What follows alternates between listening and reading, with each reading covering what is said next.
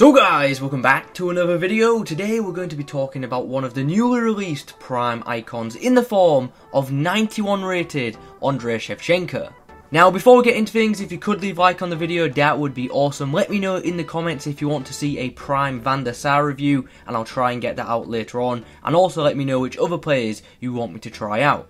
Right then, let's get straight into things and we'll chat about his in-game attributes, and we'll start with that shooting column, which shows that this card has brilliant positioning of 94 and a great finishing attribute of 93. On top of that, he's also got 92 shot power and 85 composure, and on top of those attributes, he's also got an 89 long shots, so, you know, look at them. He's certainly not lacking in the shooting department. However, when it comes to his passing, he's got 63 crossing, 74 short passing, and 65 long passing. So, yeah, the passing stats, considering he's an icon, don't look too great in the grand scheme of things. Dribbling-wise, looking decent though, 89 dribbling and 86 ball control, and physically, we have to mention that 86 jumping because he's 6 foot, he's got 86 heading, so as you can imagine, you're going to see a few headers in the upcoming in-game footage.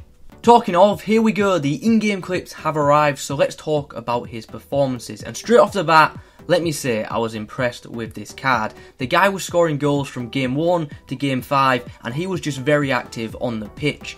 Now normally we start with the pace, then move on to the dribbling and so on, blah blah, but today we're going to go and start with his shooting because I thought it was class. Inside the box, he's clinical. Outside the box, he's lethal. His strikes were just consistently accurate for me. I loved his finesses, they were brilliant, and having 90 curve will definitely help with that. And his power shots were so freaking good for me. And he doesn't just score goals with his feet, he scores them with his head too, and you know, from crosses, he was winning nearly every aerial battle.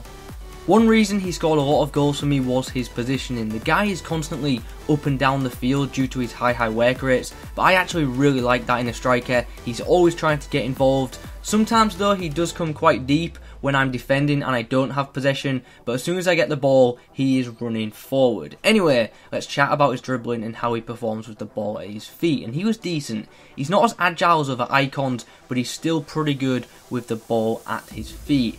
His passing, as you probably could have guessed by looking at the stats earlier, is bang average. You're not going to be crossing much with him, so you know, don't have him on the wing whipping too many balls in because 63 crossing isn't great.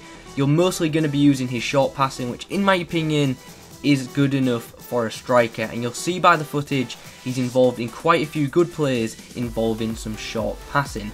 Physically, I don't really have too much to complain about. He's not super strong, but he's far from weak. He's not going to beat centre backs for strength, but he's going to beat most full backs or wing backs for strength. As a whole, I really enjoyed using this card. I just wish it had 4-star skills. That would be awesome. You can play this guy in either a 1-striker formation or 2, but I do think he benefits from having a strike partner.